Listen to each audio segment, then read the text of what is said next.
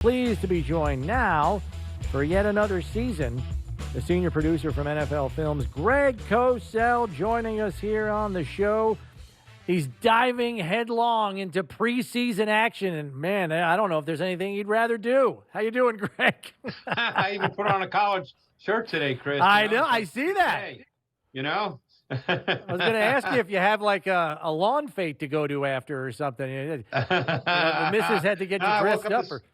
I woke up this morning and said, I'm going to be with Chris. I better, look semi-decent. Look at that. As decent as I can be. That's a tough ask, Yeah, we appreciate it very much. I know you looked at the tape from the game, Bills Colts, and Josh and I have been talking the whole first hour about, who made a good first impression among the newcomers. And it is a long list when you think about it. But let's start with the two rookie corners, Kaiir Elam and Christian Benford, who, as we were telling you before we came on the air, even Coach McDermott liked their performance. And getting Coach to pump the tires of rookies is not something you often hear around here. No, I know Sean, so I know that. I know his whole routine. So, but I watched. Well, obviously they played the entire first half. I watched every snap. Because with corners, you can't just watch their plays. You have to watch every snap because you have to see what they're asked to do, how they do it when the ball's not thrown. You have to see how they react to the run game because there are certainly times where they are primary run defenders. As there was a time when Bedford made a great play. I think it was on 3rd and 1. He was a primary run defender based on the offensive formation. And I guess what really stood out to me was how much press man that they played. That was probably done intentionally. We knew that about Elam, guys, because that was his calling card at Florida. He was a boundary corner in college, and he played a ton of press man. We know he's got the size. We know he's got the length. He's got great speed. He's physical. I mean, I thought his physicality disrupting releases off the line of scrimmage, that to me stood out in college, and it stood out watching the game against the Colts. He had that really good play. I think it was at the end of the first possession, Chris. Correct me if I'm wrong. The 3rd and 3. Was that the one at the end of the first possession where he physically disrupted Pierce's release off the line of scrimmage and then made a play on the ball on the slant route? That was textbook press man coverage.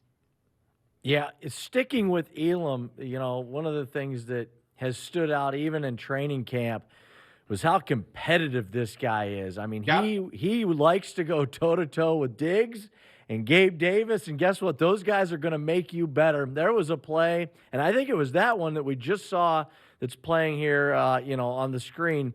There was a crossing route, and it was 3rd and long, and the receiver ran just 3 yards down the field, came across. They were able to complete the pass just for 3 yards, still set up 3rd and long, and Elam was upset afterwards, smacked the ground that he even allowed the catch. Yeah. Meanwhile, you're going, take it easy. It's 4th and 7 now. This is a good spot to be in. I mean, this kid's competitive juices are through the roof. No, and I remember speaking to someone, and I can't remember. Actually, it's a coach with the Eagles who was at Florida. And he told me that he's a great kid and super competitive. So, I don't know if you guys have gotten a chance to talk with him at all. Obviously, I'm not there, so I haven't. But, the competitiveness and just that attitude is so critical at corner. You are going to get beat in this league. Look, he's going to get beat worse. He'll get beat for touchdowns. That's just the way the NFL is.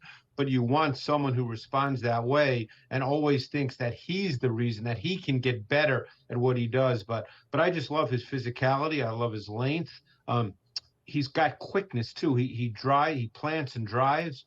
I think, Chris, we talked about this before the draft, before we knew that the Bills were going to draft him. And I had mentioned that I thought he was one of the best corner prospects in the draft. Yeah, and Bills fans are certainly hope he lives up to that.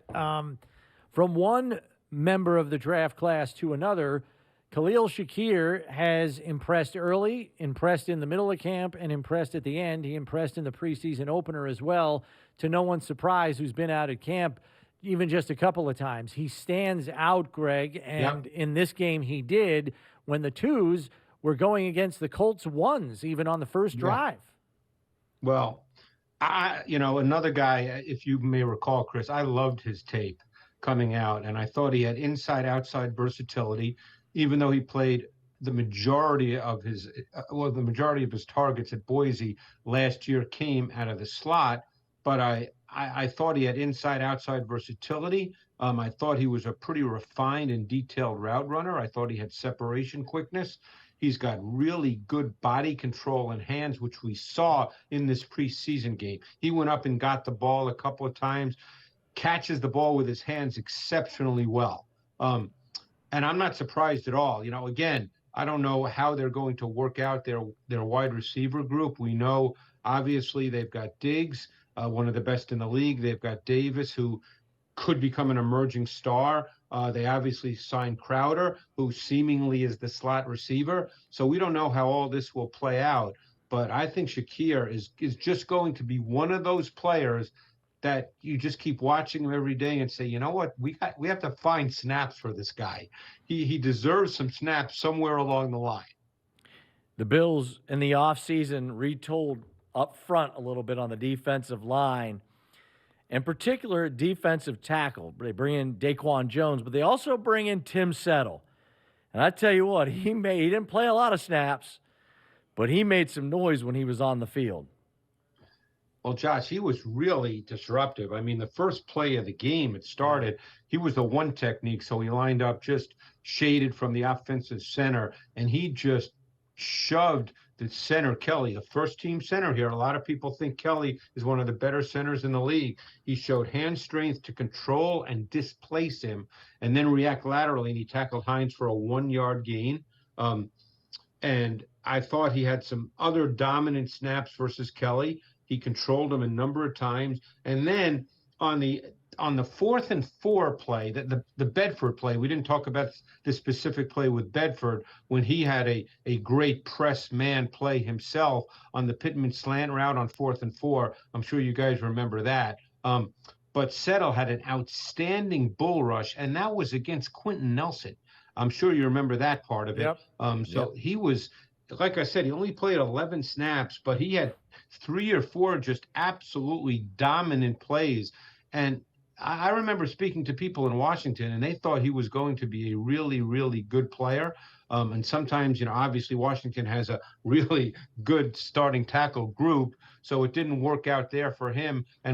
But this is a really good pickup for the Bills, and he'll be a meaningful part of that rotation. This is a very deep D line, as you guys know. Yeah, and when you can have a guy like that gets consistent penetration, particularly in the run front, maybe just explain to our listeners, Greg, how much that helps the guys that have to go run and hit, because you're forcing a running back to declare a running lane because you've blown the play up in the backfield, right? It almost makes you force the running back to make the decision sooner than maybe he would like to, which then gives your linebackers a read that much quicker, correct? More often than not? Yeah, I mean, you always want the interior of your D-line, obviously on an inside type run.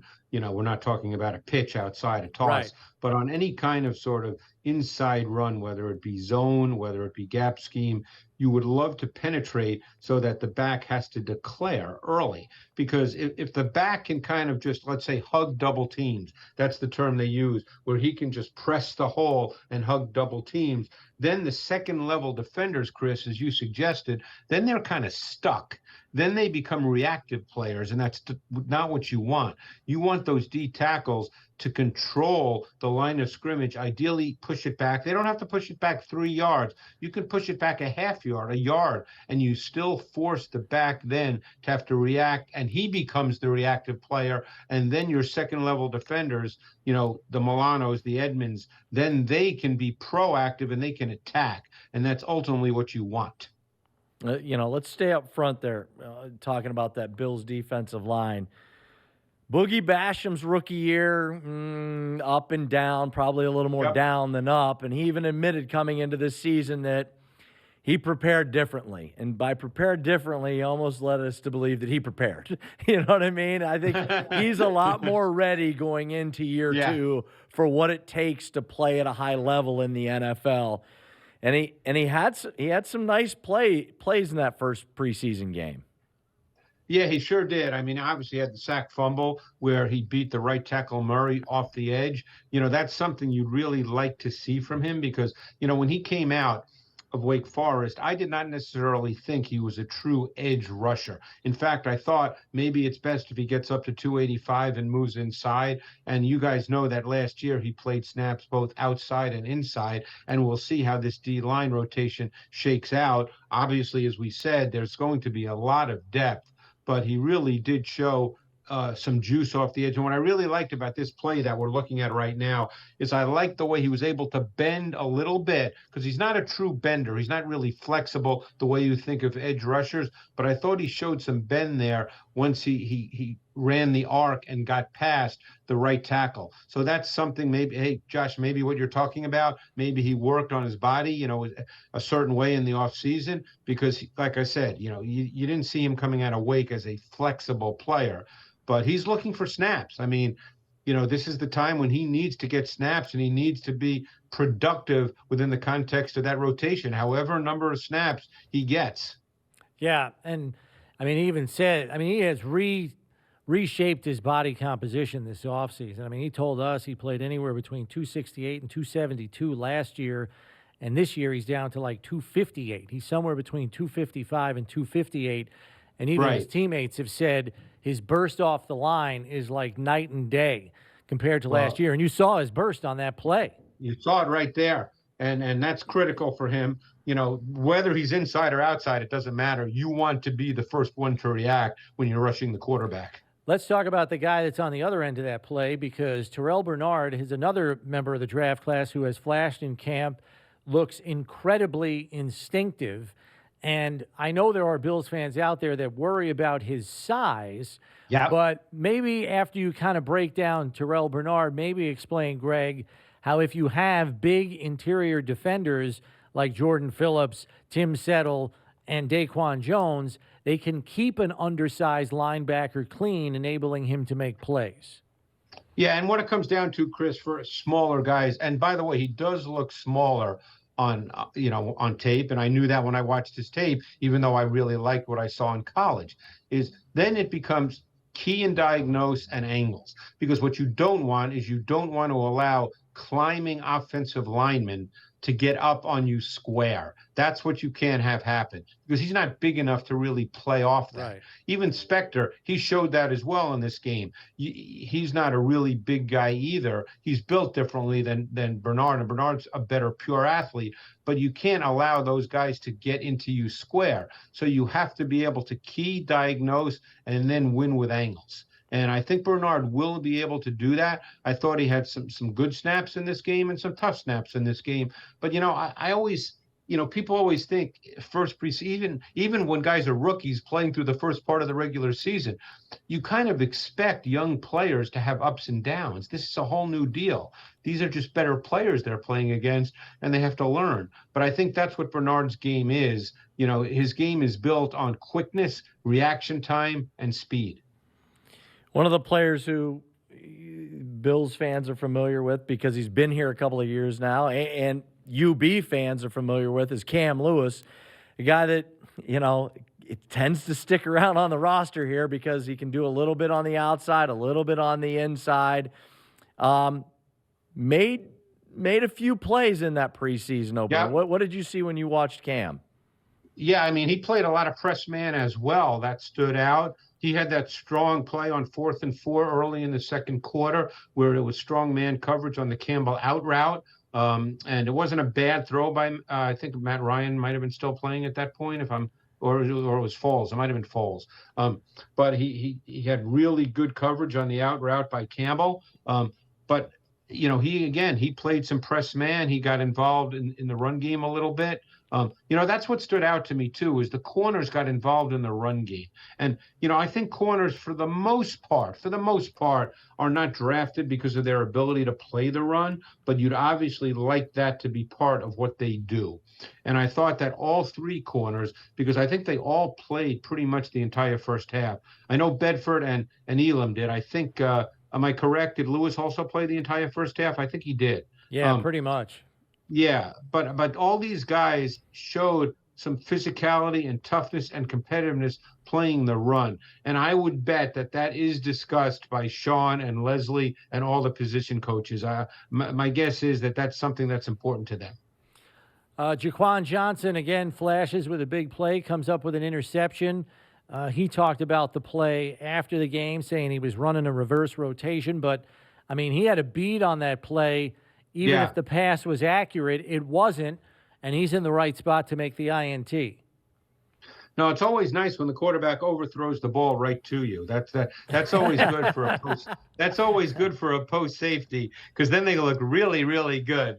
But you're right. He started moving the other way in the rotation, and then he just saw it all play out in front of him. This kid, I remember watching him in college. I think it was Miami, correct? He's from the U, I believe. Yep.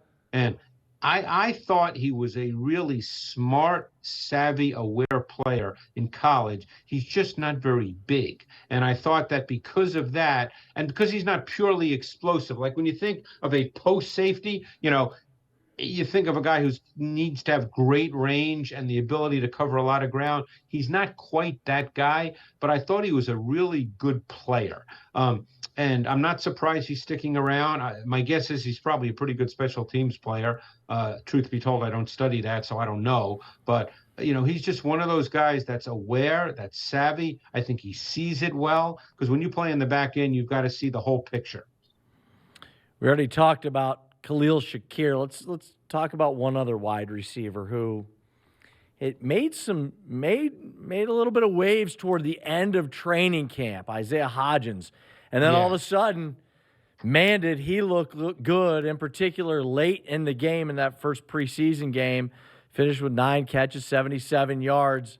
The Bills have a deep and talented wide receiver room. I don't know where he fits into that, but he's making a strong push late to make this 53-man roster. Yeah, well, Josh, he's a certain kind of receiver. He's a big kid, doesn't run great. Did have the nice catch on the fade for 27 yards where he had the clean release. He did get a step on top of the corner. But he's a big kid. His ability to separate and win was always a question, even coming out of Oregon State. He put up big numbers his last year there. So the question with him is, where does he fit for this team? We know who the top 3 will be. I think Shakir he could well be 4. I don't know, I don't know who else is there and how they see it. So the question is, who's 5? And how do they see 5? How do they see 4 and 5, really? What kind of receivers are they looking for? Because Hodgins is not going to be a vertical threat. He's not an explosive guy. He's kind of a physical, short to intermediate receiver that can catch the ball, has really strong hands, catches everything. How do you guys see it? Does that fit what you think they might want down at the bottom of the receiving group? I think it's going to be tough for him to make it only because of Isaiah McKenzie's emergence on the offensive side of the ball. So, Isaiah McKenzie, most people would say, is running as the third and the primary slot, and Crowder's fighting him for playing time inside.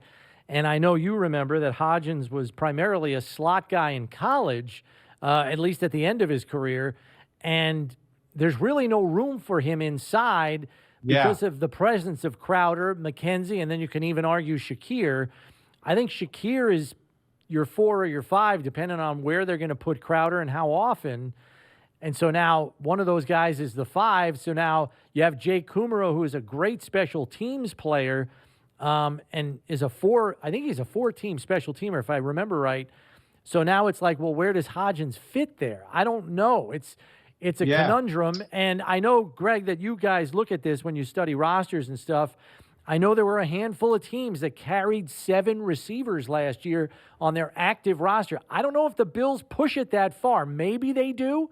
And if they do, I think he's got a great chance to make it. If they stick with 6, it still might be tough. He may have to do even more than he did on last Saturday to really kind of make some hay here. And you make a great point about Kumaro because as I said, I don't study special teams, but he is a great special teams player, as you said. And he's also played snaps. I mean, the thing is you can put him out there as a receiver. I remember he caught a touchdown pass, I think it was 2 years ago against Denver on a seam ball. I mean, he's been out there making catches, and so Josh knows him. I mean, it's, Hodgins is in a little different situation. And I'd forgotten about McKenzie when I was talking about the receivers, because McKenzie he's a weapon. So now you're dealing with 4 receivers that are pretty much, I think, going to make it for sure. I'm counting Crowder. I assume he'd make the team, and then I just, because I'm such a big fan of Shakir, I would think he'd be number 5, and Kumaro, like you said, he'll stick. So now you're dealing with 6. So it's going to be hard for Hodgins. Yeah. I wonder if we're seeing a trend there. Maybe more teams that are throwing it all over the yard maybe keep a 7th, but I don't know if it's going to happen, especially with the larger practice squad rules still in effect. You can carry 16 people. You got a young player, just put him on the practice squad, and if you need him, he's there for you, unless he gets poached by somebody else and he's unprotected. But we'll have to see. It's one of the more difficult decisions that this coaching staff's going to have to make when it comes to roster cutdown time. Greg, thanks for the time, as always. We look forward to talking to you again this season, so we'll catch up with you real soon.